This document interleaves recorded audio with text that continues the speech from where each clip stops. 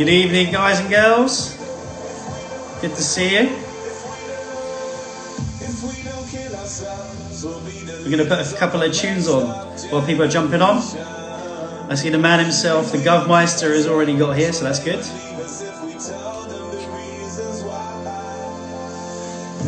Right. Let's link in our man. He's coming in.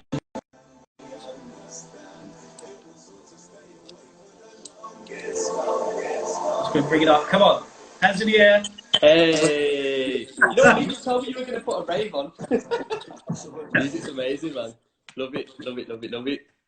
So, it's my first ever Insta live, so brilliant. Do you know what? It's I've obviously we've had some great people during the week, but for me it's going to be interesting today because you're usually interviewing everybody. Yeah, and today it's the other way around. So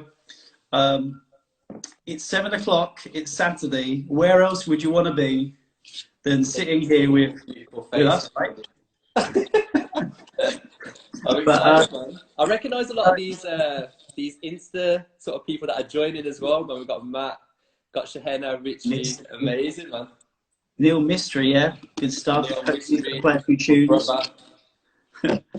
Well, look, this is kind of like the interesting thing is it's like a new way of doing interviews, like a 20-30 minute, short, sharp, sweet, to the point.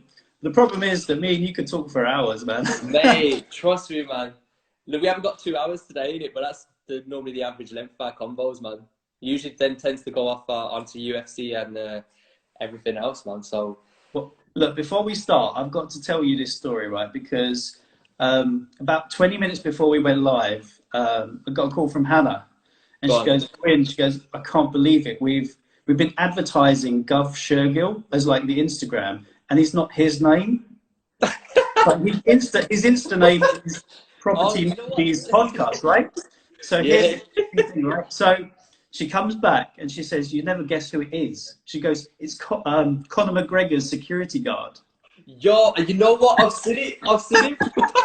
The bald guy. Oi, his Instagram is popping off as well, man. But I don't mind being put in the same league as him, obviously. Do you know what I mean? I'm his stunt double anyway. Do you know what I mean? So. Well, do you know the funny thing is that like you could probably jump off the back of his fame if things do get sort of do get tight with the social media stuff, but I'm sure that's not the case, right? Yeah, obviously I'm bulking up now in it because of the lockdown. So when Conor McGregor needs backup now in it, who do you think he calls, man? When he's in serious situations. But I'm excited. Well, look, we've got quite a few people on, so I guess what I'm going to do is probably introduce you because I imagine pretty much everybody here knows you because you are a bit of a social media guru, right? But to Instagram, maybe you're not as well kind of known, right? Yeah. So for me, you're the godfather of the Property Newbies group. You're a social media kind of, I don't know, not nerd, but somebody who's just really intrigued by social media. But I guess first and foremost, you are just a genuinely nice, kind, honest, and honourable person, which really is a bit of a novelty in the property world, right? So I guess I want to dig down a little bit deeper into that and what you're doing and how you're doing it, because people can really learn from you as a person, but also in business and how you create sort of engagement, because not everybody knows this stuff. Everybody thinks they can go onto Facebook or Insta or somewhere like that and keep posting. True. But I guess that's the little intro from my side. So do you want to tell people about you and how you got into property? Yeah, man, I don't mind. First of all, by the way, to all the newbies that are commenting right now, obviously, hello. Man. I recognise some of these. I think that's Diary of a Deal Source. We all know who that is. Obviously, Shahena, Rav, Matt, obviously, thanks for jumping on. But yeah, so, okay, in terms of, let's just start right back to the beginning, because this time last year, I actually wasn't in property. So I only technically started in July of last year. So it's been less than a year. So it's only been about sort of like 10 months or so. For me personally, and I know this is going to sound slightly different. So I don't want to bore people with the same sort of like why I started, because I think everyone's reason's quite similar. Everyone wants the freedom, they want the money, they want everything to do with that. But I've always wanted to, number one, work for myself, because I like being the boss, I'm not going to lie. Even in my old job, I had to I worked my ass off to make sure I was manager, just so I didn't have anyone else to be accountable to in it. So I always wanted my own business. Oh, I love having my own little mini projects to work on. And even prior to property, I dabbled in a bit of sort of like e-commerce and things like that. Number plates, which if there's any Asians in the group, they'll know that's pretty much tradition, man. You have to have, if you're Asian, you have to have a private plate in it. So I used to do a lot of that. And it was kind of late at night, and this is sort of going back in like December of last year. So not the year just gone, the year before that. And I was looking at ways to accumulate wealth using things such as like stocks, property, Forex, business in general. And one of the things that really stuck out for me when I was sort of like late at night and I was watching these videos alone in my room, right, was there's so many creative ways to make money in property that I just didn't even know existed. So there's me, like I bought my first house at 25, and I was there thinking it's going to take me another 10 years to save up a deposit to get my next one, because all I knew was buy to let. All of a sudden I'm seeing these videos where people are deal sourcing and they're packaging up deals and sending them on. I'm seeing people legally subletting, and it's just, it literally blew my mind, and I just could not stop watching them. And then from about sort of like 2 months or so later, about February, I thought, you know what, I'm gonna dedicate time to this, to learn it, set up a business, and just do it properly. So from about sort of January to July, that's all I was doing, just pure education. And I focused all of my time and attention on it. And I think what's different, and I wouldn't recommend this, by the way, but I don't feel like, scientifically anyway, I don't feel like we're programmed to be able to do multiple tasks at a time, although everyone says you should be multitasking. We're actually not programmed like that. And when I wanted to do my property business, I wanted to do it wholeheartedly and give it 110%. And I didn't feel like working and doing my business at the same time would have really worked for me, because I've done it in the past with my e-commerce and it didn't really work. So I saved up enough, and I thought I'm going to give myself a year and try and just graft as much as I can, see how it goes, and just enjoy the process, man. And I've loved it. I'm not going to lie, I've loved every second of it. So that's kind of like the reason I started property as a whole. And then my drive, to be honest, it's just meeting people along the way that have sort of like similar interests that keep you going, really, because it can be quite lonely. But obviously this group's unreal. Obviously it's these guys jumping on, like Bart, he's got some mad ideas. Obviously Neil, I know. But yeah, man. But that's it, really. That's sort of like why I got started and how I got started. But it's been a good journey. I mean, that's brilliant. I mean, but I guess when you talk about being lonely in the property world, it is pretty lonely when you're starting, because you don't really have a group of friends, family, everybody that's on board, right? So you have to reach out and create your own community. And I guess what's impressive with you is that I guess, from what I know, is that you were joining a community where you thought you could be part of a bigger picture, and they chucked you out of the group, and then you kind of thought, well, hang on a minute, I can create my own community, get my own kind of like following together, my own cult, and it's grown to a stage now where it's like 1,000 sort of members. But they're not members, they're family, family not in the real sense, but family in terms of friends, they're kind of contacts, they're people that you want to interact with, engage. And you create that engagement where the amount of likes, the amount of comments, the amount of activity. I sometimes think that somebody's paying someone just to comment in your group, because it's normally looks like there's so much activity.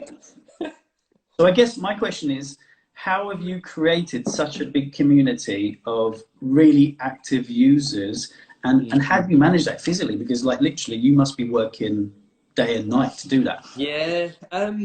To be honest with you, I can't take credit for the sort of like members of the group, because you could have 1,000 people in that group, and if none of them do want to engage, none of them do want to comment, none of them do want to post, there's not really much you can physically do to change that. But the beginnings of property newbies, and there's a few people in the group like Shahena, even like sort of like Claire, even like Neil, for example, second member ever to be in the group. is that the beginnings were really humble. Like I said, it actually started off as a Facebook Messenger group, and we were all going to a certain event. And I thought, before I turn up to the event, I actually want to get to know a few of the people, so I don't turn up and be like, what do I do? Who do I talk to?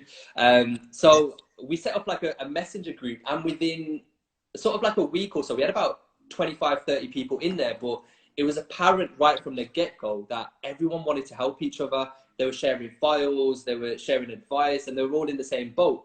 And then from there, I just thought to myself, you know what? It gets a bit messy in a WhatsApp group. Let's create a proper platform, and let's get it started from there. And literally from when I spent all night setting the group up, invited everyone in, and literally from that moment on, it's been crazy the amount of generosity that people have in terms of wanting to help and support each other. Not afraid to ask questions, which is another reason I started the group in the first place. Is I didn't want people to feel intimidated by asking the sort of like silly questions, if you like. In terms of building the engagement and the traction, in all honesty, it's not about the numbers in the group. It's just about the quality of the people that you get in there. And literally from the beginning, I've just been so lucky that the people in there are all in the same mindset of wanting to help each other. And the way to keep building that engagement and interaction is to keep that group exciting enough. In terms of one of the things that we started doing right from the beginning was, let's create a platform where we can grow together and help each other grow as well. And one of the first things that I introduced were newbie lives. I think Shahenna, who's on now, was literally the third or second person to ever do a live in the group. And it was amazing because as a community, not only was it like honest and real and raw, we could relate to it, but then we would take time out of our day to like literally jump on when someone was on a live and just support, encourage them, and build those relationships. And then from there, like I said, the newbie lives, the engagement, the love. And I will say another thing as well, and I know that there's a lot of people that are watching this right now that are probably in the same situation.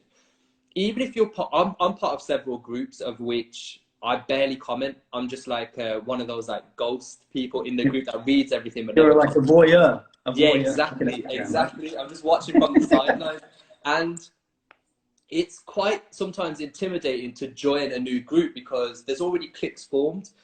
So with newbies, I think one thing that's quite nice is anyone that joins the group will always have, whether you're new or you're not, you'll always have someone commenting, someone liking, someone sort of like engaging with that post, whether you're new or not. Because the worst thing you could do is post something into a group and no one even likes it. Do you know what I mean? And not even like a charity, like when you scroll, you just think, oh, I just like it for the sake. I haven't even read it, I just like it. But with this group, everyone encourages sort of like introducing and helping new people that are coming through. And then, like I said, from there, it's gone crazy, man. It's sort of like, it's just blown up. It's blown up. And yeah, the sort of like highlight was the event, man. That was mad. And I think that sort of like really tied the last 8 or 9 months together. So yeah, man, it's definitely taxing. Because one thing that I still don't allow even now is I approve all posts. So I read through everything before I allow it to be like placed in a group, because a lot of people, what I notice is they'll go into a group, boom, sales pitch, and they don't realize as soon as they start trying to sell something in the group, I've already blocked and deleted them. So it keeps like it keeps the following, like, as in, it keeps everyone wanting to help each other, which is the culture, and that's the most important thing, just creating and keep maintaining that culture of encouragement, help, support, and yeah, and that's what it's about. It's about growing together. So I guess my question would be is, what are other groups doing wrong what you're doing right? Because there are groups that have like 20,000 members. They've got like, thousands and thousands of people, but you're doing something where if you look at your statistics of interactions, comments, people wanting to join, etc., it's just literally crazy. Whereas they've got they've got pages and pages of people there, but they don't seem to be doing anything. They're just these voyeurs that are there. So what are they doing wrong and you're doing right? Yeah, I think to be honest with you, in terms of like the dynamics of other groups, I can't really comment on how long they've been going on for and what the sort of like how many people are admins and stuff like that. All I can say is the more you involve people into a community, whether they want to be involved or not, it helps that community grow. Like the amount of people that jumped on a live in a group that had never done a Facebook live in their life, and literally they're jumping on and they're shaking, and in the comments all you're seeing is love hearts and just encouragement and support. And like I said, just making people feel like they're helping and they're part of a community where they're all working together, providing them and making them the center of attention rather than, oh, I'm admin, oh, these are my products, this is my YouTube channel, this is the live that me and Gwyn are doing. Rather than make it about yourself, make it about them and put them as the superstars. And then from there, when everyone starts sort of like, when they start getting the attention, they start growing in confidence, they start returning the favor to other people. Like the amount of relationships that have been built off the back of supporting and encouraging each other, off the back of them breaking out of their comfort zone is just phenomenal. I've seen people that like literally 6 months ago wouldn't even put a comment or even a reaction in the group. And next thing you know, they're posting videos, they're commenting all the time, they're jumping on lives, they're getting on stage. I mean, it's, for me personally, seeing their growth and their confidence and how contagious that confidence can be, it's beautiful, man. And that's what really keeps that group growing and sort of like evolving. And that's what it's about, man. Just the people rather than the person, I think, for me. Looking at the comments, everybody said that, you know, seeing a few people direct with deal sources saying about there's a waiting list of people to join. It's because everybody's hearing good vibes about the group. And the same goes for, like, I think Shahina and Richie were mentioning that other people tend to bully you in other groups, whereas this group is just pure love. It's pure sharing knowledge. There's no hidden agenda. There's no upsell. There are no 997s running to the back of the room. Credit cards, I mean, although we should start that, to be fair. Exactly. But in general, you've just done an amazing job of making people feel loved. And I think it doesn't matter where they're from, it doesn't matter how much money they've got, it doesn't matter how, you know, if they've got a lot of experience or not a lot of experience, you still make every single person feel special. So I guess it comes back to you as a character. And your kind of care for people rather than this selfless kind of image of yourself, which I think, if you look at the other groups, it's like me. Look at me, how I'm successful. Follow my recipe, and you can have a Lamborghini. You can be on a boat. Nobody wants to see it. Everybody wants you to feel like you are part of the group and that you're dragging each other like to the next level, right? Spot on. I couldn't agree with you more. I mean, it's sort of, with enough people with the right attitude and mentality, just starts off a chain reaction. Like I said, there's so many friendships and bonds and sort of like relationships that have been formed off the back of basically a community.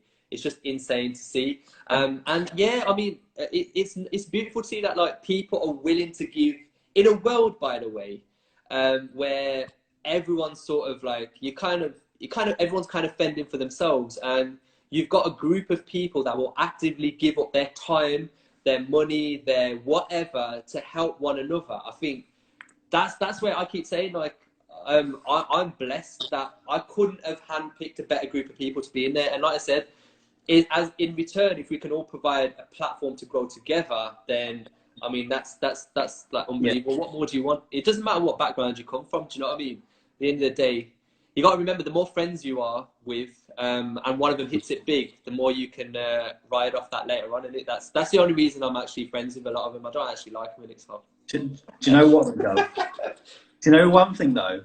Because I'll never forgive you for kicking me out of your messenger group. That was legendary, man. Oh my god. But on a serious note, like, if somebody was creating a group now, I think what I'll summarize what I think you've said is that you would create a group where you're trying to be inclusive, that you're giving people as much praise and support as you can as a person. You are quality of the people you're bringing into your group, you have to control. You control the content from a perspective of not letting people share, basically advertise their services too openly, so it's not kind of an upsell every time.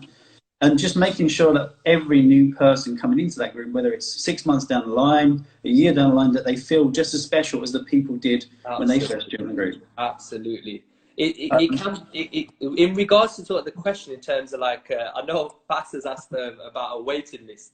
You know what's mad? I actually try and vet as many people coming into the group before they actually come in, just to maintain that level of, not too many pros and not too many newbies, and just having that balance. But when I was off for a week, when I was sort of like just doing like my own stuff, like there was 176 people in the waiting list to join. It's mad. Crazy. It's mad. But well, look, that's been predominantly on Facebook, right? yes. Facebook has been your predominant kind of social media platform where you started everything, right? Yes. So I guess the next thing would be to say, well, what would you say the best platform is then to, if you're a deals officer, for example, or if you're looking for deals, where would you say the best platform for that would be? Sorry, let me just clarify. For finding investors, because there are a lot of people in the property industry. You've created a social media group where everybody's supported, but a lot of people out there are looking for investors, joint venture partners. Yeah. Where would you say that, that your experience, where would that be? That's a good question, and I've been asked it a few times, and answer. I'm going to be honest with you, and obviously, like Gwyn, I've always been straight with you. I think people think that there's a platform which is like the golden platform where there's going to be a pool of people that you're literally just going to go in there with your fishing rod and you're just going to pull out 10, 20, 30 investors, and that's it. All of a sudden, they're going to part with 100 grand. And there's no platform that is actually like that. There's no platform out there where there's investors, there's just a pool of investors that just sit there that aren't on other platforms.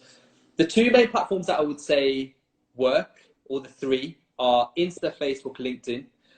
But I think you got to remember, and this is where people sort of get it a little bit sort of muddled up, is if you look at what constitutes an investor, right? We tend to not necessarily look like investors ourselves. We're just random people in average jobs with money, and we're looking to invest, right? Yeah. The same way I put in like the newbie group, when I've jumped into a taxi and the taxi driver's been a property investor. Like property investors as a whole are like literally, they're everywhere. Like you can't put a tag on someone. You could have an accountant that's on 200K a year that just doesn't want to invest in property. But I think what you need to do instead of looking for investors is understanding what platform that you can join where you're going to find people that are in the same position as yourself. And I'll tell you why. So Facebook, for example, I jumped on Facebook and I met you. You've got access to over 1,000 investors. So technically I do as well. Do you know what I mean? So rather than go on and jump onto a platform where I feel like I'm going to try and fish for investors, I actually choose a platform, double down, triple down on it, get to know, add as much value as I can, create an organic following and a circle, and then the investors from there will follow naturally to you rather than you go fishing for investors. So I know what you're sort of like asking is like, is LinkedIn a good platform for investors? Is Facebook a good platform for investors? For me personally, I found Facebook is the best for me personally for finding investors because it has enough flexibility for me to be myself. So on LinkedIn, you've got to be kind of ultra professional, if you like. Instagram is just photos. You can't really get your emotion or your post across. Breakfast, dinner. Exactly. TikTok, Snapchat, obviously I ain't going to bust no dance moves out, but they're just a totally different platform. But for me, Facebook provides you with the ability to drop photos, the ability to drop blog posts. And I think importantly as well, you've got to understand where are people in your industry hanging out. So let's just say, if you use a big name in our industry, for example, Rob Moore, right? Not casting on judgment whether he's good, bad, amazing or not. He hangs out a lot on Facebook. And when we always want to try and learn from people that are big in the industry. So if he's hanging out on Facebook, the likelihood is a lot of people in property are hanging out on Facebook. But I think ultimately it just comes down to what platform can you join, add value to, be yourself, create a following as well as sort of like organic content. And from there, investors will follow. For example, like LinkedIn, I didn't use it for 3 years. Used it for a month, obviously that LinkedIn Live you saw. And all of a sudden I was getting investors come to me. The same thing would have happened if I went on Facebook. Same thing would have happened if I went on Insta. So ultimately, I think it comes down to, if you want to find investors, rather than look at the platform, make sure that your objective is value driven, because people are everywhere. People will come. There's people on TikTok, I'm sure, that will be in property investors. You just don't know it yet. So that my main thing would be, instead of, and I will say as well one thing, if you do find a good platform that you're you're really having a bit of success with, rather than think, okay, to grow, I've got to branch out to several different platforms. I would say go double down, triple down, like as much as you can on that one platform, and try and grow as much as you can on that one. And then a little later down the line, you can look at sort of expanding onto other ones, man. But that's sort of like my advice. I think you mentioned something quite inspiring, really, because especially for me, when I think about my personality and who I want to be, I don't see it as a Facebook product. I see it more as a LinkedIn product, because I want to be a more business professional investor type of thing. That's why I'm wearing this on a Saturday night. but there are people that want to be themselves, and they want to kind of show a bit more about their life. And, you know, I'm not that type of person. I would prefer to keep my personal life personal, and my business stuff, you know, kind of business. So, but there are people that just want to, you know, show everything. And I think, depending on what type of person you are inside, you may choose that platform. And I think that's interesting, because, you know, everybody's thinking, should I go on LinkedIn? Should I go on Facebook? And I think if you think about it in the way that maybe you have, as in think about who you want to be and who you are trying to attract, then you'll probably find, you know, you'll get your fishing rod and put it in, and then you'll find those people. But the interesting thing you said about changing platforms, I've seen a lot of property groups and gurus, or whatever you want to call them, changing their platforms recently, because if they're getting negativity in one platform, they kind of close that down, block the comments, and then they start to open up in a different place. And I think that's interesting as well, because once you're growing organically your group like you have, you've got no negativity in there. I have not seen one bad comment in that group. Well, probably because you're controlling everything anyway. But you're like the Stalin, or, you know, of the social media world, right? But that's the thing is that you can start to bring in, you can start to focus on one platform which really is doing well for you, and start to grow and build that traction. So I think that's a good advice from that perspective. Guys, just one thing: if you've got any questions which you would like to ask Guv, feel free to drop them in the comments below, right? And I'll choose one of them, and I'll ask him at the end as kind of a booby prize, right? Going back to the group again, right? So you've got 1,000 people, 1,000 members, just over 1,100. How do you plan to take that to the next level, and what's going to be your involvement? Because, you know, to grow it to 2,000, 5,000, what's the goal for you, and how are you going to do it? Okay. In terms of the group numbers, it's not a metric that I look at all. For me, I've seen groups where there's 4,000, 5,000, and I look at the stats. They're posting once, twice a day, and for me, I don't really look at group numbers. But in terms of growing the group will grow organically as it will. In terms of, you know, I know what you're laughing. Oh no, you know, I love it. Fast, you know, fast is in the comments. I love it. I think what with anything, it's a snowball effect, and it's a consistency effect. And the way that I look at it is like this: if, for example, if you can start off with a good community, and that community helps springboard each other, right? There's people that are going to branch off the back of that. For example, a lot of these new starters are dropping YouTube videos, which is amazing, because you've then got, I would say, out of the 1,000, you've probably still got about 200-300 active members who are honing in on your YouTube, giving you the subscribers, giving you the views. And then all of a sudden, when someone asks them about the group, or they drop, for example, the Fontaine brothers, I love them. They literally just, any opportunity, they'll always say like newbie group in it, because they just love it so much.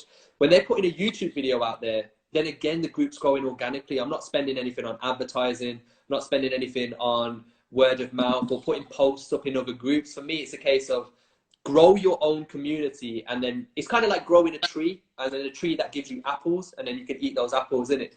It's the same way. If you can grow the people in the group, naturally things like word of mouth, YouTube, Insta, LinkedIn. One of the questions that I've got before people join the group is, how did you hear about the group? And a lot of them will say Fontaine brothers, word of mouth, my friends in the group, I saw a LinkedIn post.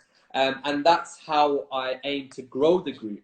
Now, in terms of the people that are in there, again, if you can look after them and you can provide the resources, the support, the encouragement, which is an underlying theme, then what do they start doing? They start referring their friends to the group. They start inviting their friends to the group. They start talking about it a lot more, and that's why it's grown. I mean, I could sit there and I could go into like a 20,000, or even, I won't go into the 4,000, but the 20,000 group, and I could literally invite every single person into the group, but I don't want them in there unless they want to be in there themselves. Do you know what I mean? It's not about the numbers. It's just about the culture and the type of people that you get in. But as I mentioned, the more you support and help people grow, which is the whole principle of the group, then the group will naturally grow itself. And in terms of like keeping the engagement and interaction up, I've got some mad ideas for that, man, which I'll share at some point. So yeah, that should be interesting. So basically, what you're saying is that if you plant seeds in your own garden, you'll get trees growing in that garden, and then you can start, growing again. And put it in real terms, if you look after the people in the group, they will just automatically be advertising it and talking about that group in other 100%. Groups. Absolutely. So your target is not necessarily to start actively going out, knocking on doors, posting or whatever, going into other people's back gardens, right? Yeah, exactly. You're planting trees in your own garden. Exactly. We've got a few questions coming through at the moment. I won't. I'll ask them in the end. A few interesting ones there. A couple of personal ones. I probably won't ask them, but I'll ask a couple of business ones maybe. But I guess my next one is that LinkedIn at the moment is an interesting platform, and I think a lot of people are being swayed. They're going sort of. They've worked out Facebook. They're getting a little bit of understanding of how it works. But LinkedIn's been a bit of a dark horse over the last 3 or 5 years. People have written it off. And you did an amazing live, like for about an hour and a half, sharing some really, really interesting stuff about how you just basically studied it like a kind of a student, like for months, just to understand how the algorithms work, how you get connectivity and reactions and the rest of it. If you were telling people now, if you were going to go onto LinkedIn to try and build some traction with your posts or with your, I don't know, engagement, what are the 3 tips that you would give them to do that? Okay. If I was to give 3, right, just 3 and 3 only, the first would be understand the platform before you jump on it. So I'll give you an example. LinkedIn is very different to TikTok, naturally. LinkedIn is very different to Instagram. For example, you can post a picture on Instagram, but you can't post a blog post like you would be able to on LinkedIn. So the first thing you got to do is understand, just understand the context of the platform that you're jumping on, and understand how you can maximize as much of it as you can. So things that I would be looking at is what type of posts work on LinkedIn, right? So I'd be studying just to see, this post got a lot of engagement. Why? I'd be, well, how can I grow my online presence on there? Is there a function where I can add people? Have they got certain things such as like hashtags, etc.? How can I just really understanding what works on the platform? Because a lot of people will jump on, and like I said, a picture of like your cat will work on Facebook, but it won't work on LinkedIn. So you've got to really hone in as to what material you're going to post. Number 2, I would say, and this is more of a quality that you have to have in yourself, you have to be very value driven. So you have to understand, well, what's my value proposition here? So I'm jumping on this platform and I'm looking for investors, I'm looking to grow, I'm looking to get my name out there. I want everyone to know I'm a property investor, but what value am I adding to this platform and to the community? And people automatically, like the world that we live in now, and obviously you won't mind me saying this, but like, it's like, you give a tiny snippet of information, which is followed by this much of a price tag. And it's like, why? Like, it feels like that whole saying, like nothing in life is free, but I don't understand that giving out free advice, content, everything will actually work out so much better for you in the long term. So you've got to understand what is your value proposition and how can you add value to the platform community and to the posts that you put out there. And this can come in a number of forms. If it doesn't have to be property related, a lot of people will feel like, I'm a newbie to property, so I don't know what to post property related on LinkedIn. Doesn't matter.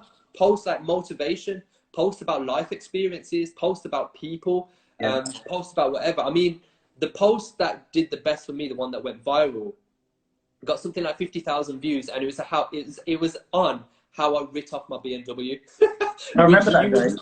I remember that day. Oh no, it's a bad day, man. But it wasn't so much of, oh, I've written off my BMW, like, why would that make a good post? It was what lessons I learned off the back of it and how relatable that content was to people. The fact that I had money in an asset which was depreciating all year, that I only felt good when I saw it on the drive or I was sitting there, but actually money could have been spent better elsewhere. Or the fact that I got fitter, because obviously I was having a bit of a belly, man, like in January. Yeah. I was walking everywhere, and it was a lot. It was relatable. So I think understand the context. I think understand the value that you're going to add to it, and probably the third and biggest one, even if you ignore the first two, is you have to treat LinkedIn like a social media platform. And one of the biggest mistakes a lot of people make is they will never interact with other people's posts. And it's like, it's beyond me, because they put a post out in the hope that they're going to get engagement and likes and reactions. But are you doing the same thing to other people, or are you just expecting it yourself? Because for every person's post that you comment on, you're suddenly in their radar. And the next time you post, it's likely that they're going to like and comment on yours. And that's the bit that takes time. And that's the bit that people find boring. Isn't it reciprocity? Exactly. And the more you can do that, the more you can grow, especially organically as well. Because as I mentioned, the algorithm rewards reactions, and the more people that you can get to react to your post, the more you'll have exposure to their whole network, which is what will help you grow. So I think that would be my main three: understand the value, understand the context, and engage. Those would be my main 3 points. And for anything else, you can just check the live out. I think that's very true. Actually, we can leave a link in the at the end, just in the comments. But I think one thing as well, which basically ties those things together, is keep it personal, because I think that's when you're talking about business all the time. Sometimes it doesn't feel kind of, people can't relate to it 100%.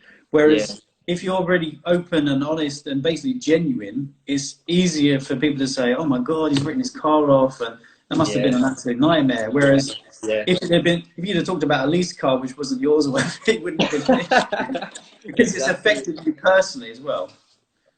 I think it's weird, because I don't think people, when they look at LinkedIn, they see it very ultra professional, but they don't realize the best posts that work on there are personal posts. And you've got to understand as well, if you're looking for investors are going to want to feel like they know you on a personal level as much as on a professional level as well. It almost feels like they have a little bit more of a bond with you if they know the struggles and how your mind is, and it's just, it's nice to be able to, in a world where everything's quite hidden, just to expose everything, not in that sense, but and just literally just put your sort of like, just put your thoughts out there without fear of what other people are going to think. Do you know what I mean? I guess then the question would be, is that, do you do sort of a funnel effect? So basically you're talking about your personal stuff, and then you're bringing people into your web, so where you can start to talk about different stuff which is not related to that specific subject. So you wrote off your car, you told about it, the lessons you learned, and you're saying, if you want to find more about me, then come over here.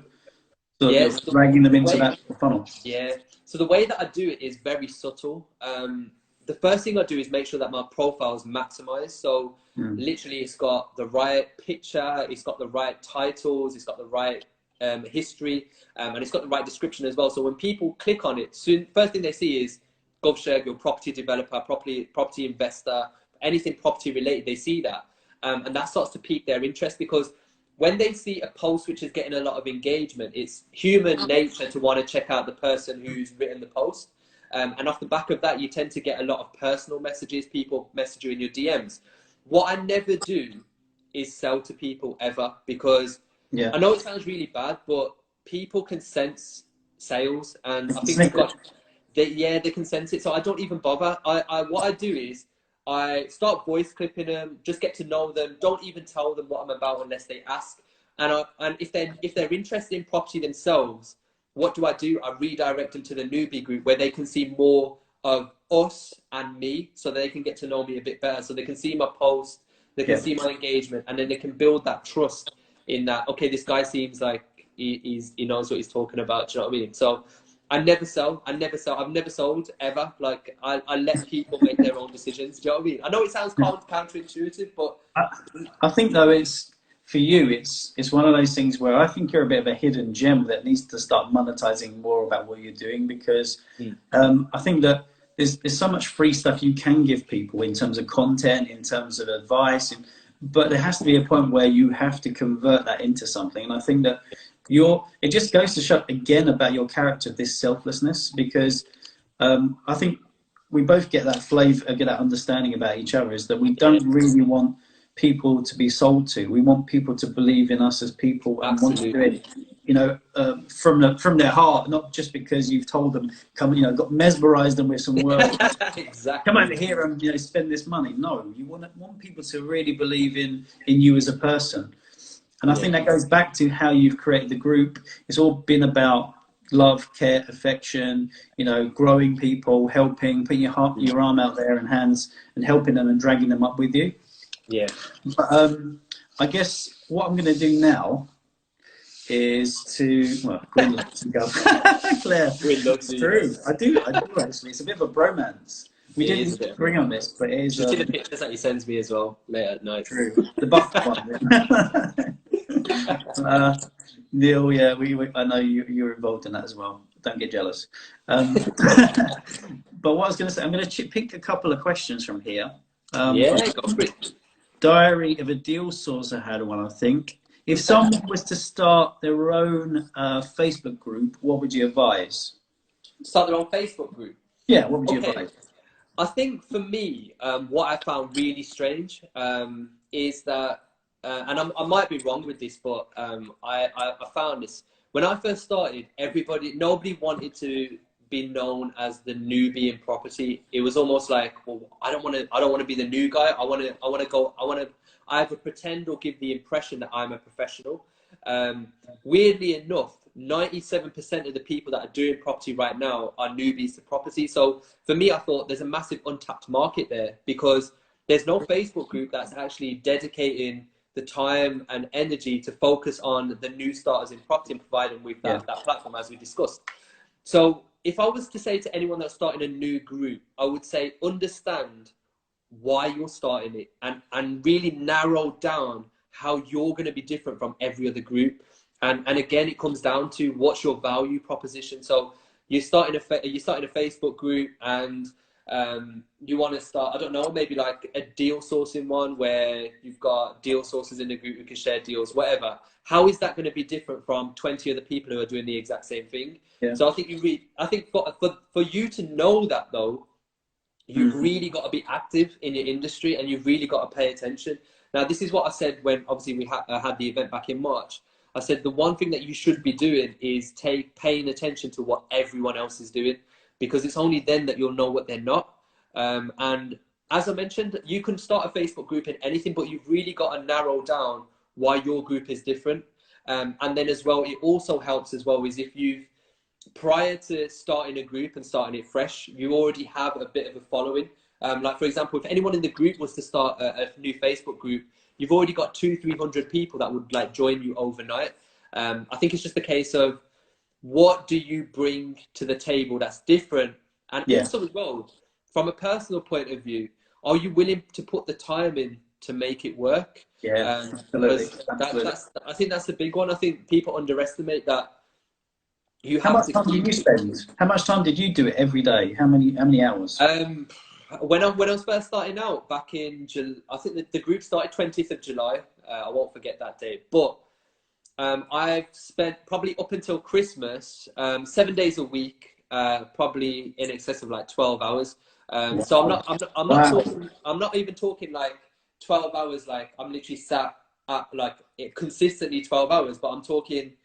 I've got this like notebook for a reason. Literally, before I do anything in the group, I'm already planning ideas on how to take it to the next level, and then testing it in little ways. But then it just keeps the group fresh and moving, because it does take a lot of time. I never wanted the group to be a sales pitch one, which is why I've read every single post since the day that it started. So eventually, over time, it's not going to be sustainable. And yeah, obviously, like Neil's saying, rooftop party, man. It's never going to be sustainable at bigger state levels. But then I'll think about, do I need multiple admins and things like that? But at this moment in time, like I said, I'm kind of happy how things are going, man. And like I said, I'm blessed. The people in there are just they're like you know, like if you have kids and you got your favorite child, this group is like them, man. They're always like well behaved in it. You know what I mean? So yeah, it's amazing. It's amazing. But that's what I would say.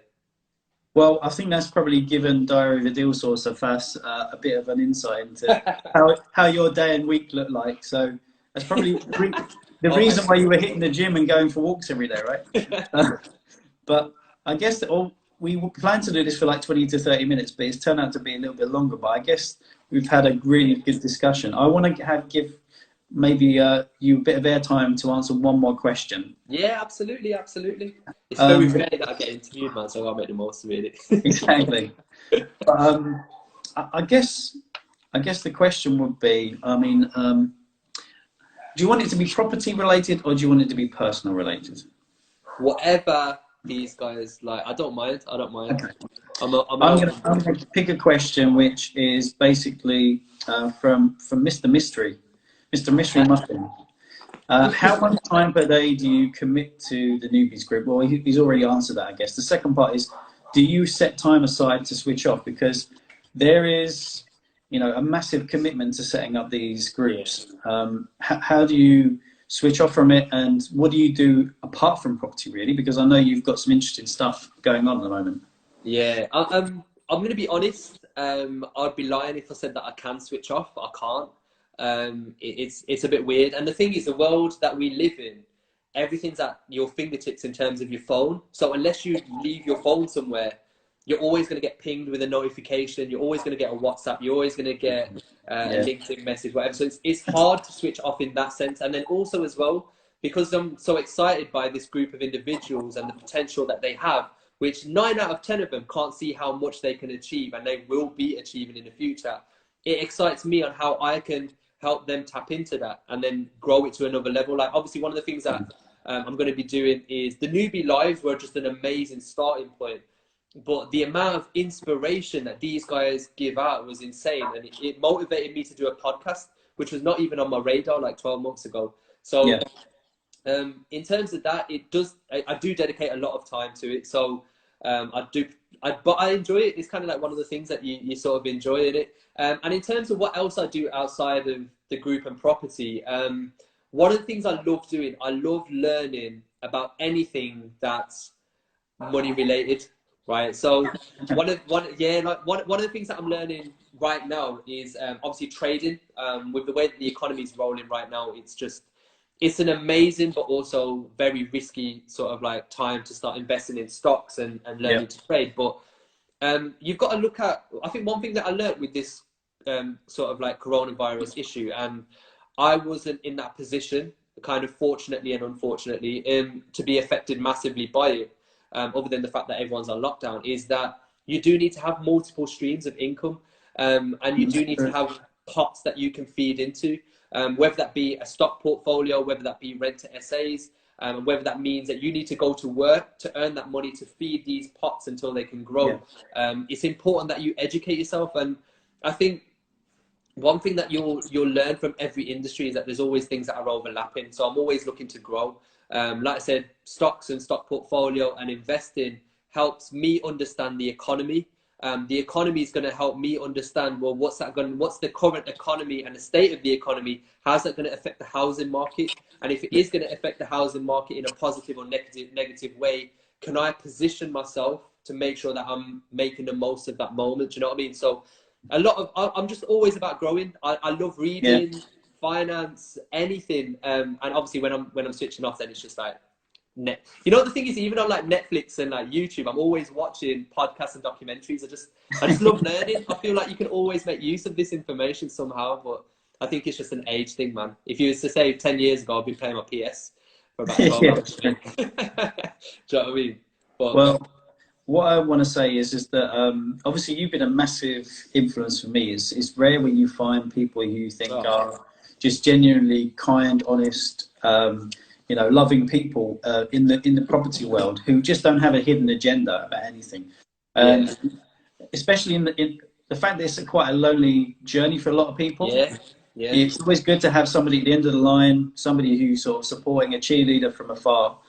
And it doesn't matter if you're physically meeting every single day or not, but you need to feel like you're part of a community. And you introduced me to the newbies group. You introduced me to sort of the family. and I feel like a part of that now.